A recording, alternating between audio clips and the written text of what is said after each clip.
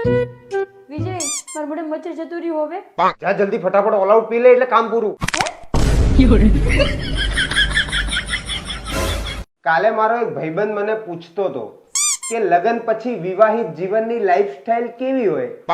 મેં એને કીધું કે ભાઈ લગ્ન પછી લાઈફસ્ટાઈલ નહીં, વાઇફ સ્ટાઈલ હોય ખાલી. બરોબર છે તમે જો એમ અમારે કરવાનું છે. તું ક્યાં જવું યાર?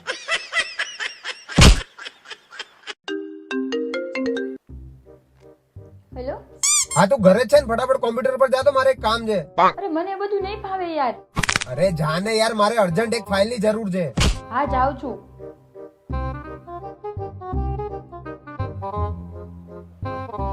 હા બોલો હું બેઠી હવે. હવે ત્યાં માય કોમ્પ્યુટર પર રાઈટ ક્લિક કર. હા કર્યું. કર્યું? હા ઉપર શું દેખાય છે? પંખો. હા તો લટકી જાય ને ઉપર. મૂક ફોન.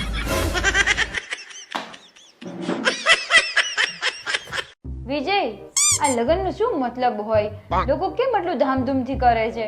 અરે કોઈ મતલબ નહીં. લોકો ધામધૂમથી એટલે કરે કે લોકો છેલ્લી વાર આમ ગામને જાહેર કરી દે કે જોઈ લો હવે અમારી જિંદગી પૂરી, હવે અમારા રમવાના હસવાના ખેલવાના દિવસો ગયા, અમે જેટલું ભેગું કર્યું હતું બધું ખર્ચી નાખ્યું અને હવે અમારી જિંદગી પૂરી. એટલે કે લોકો પોતે જ પોતાની જિંદગીની સોપારી આલીને જાહેર કરે ધમાધૂમ. શું કાઈ પણ બોલો છો?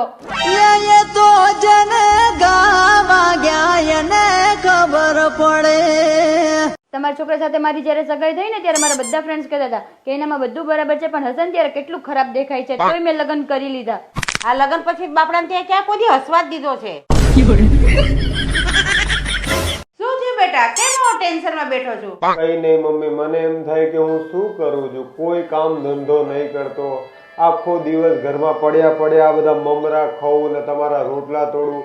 મને એમ થાય કે આ ધરતી ઉપર મારું શું કામ છે, હું બોજ છું. ના ના બેટા, તારા કાર્બન ડાયોક્સાઇડ થી ઝાડવા જીવે છે ને. વિજય મને તમારા હાથની ચા પીવાનું મન થયું છે. એવું? બસ અહીંયા જ અટકી જજો, કારણ કે દરેક પત્ની પોતાના પતિને ઘરના કામ શીખવાડવાનું અહીંયાથી જ શરૂ કરે.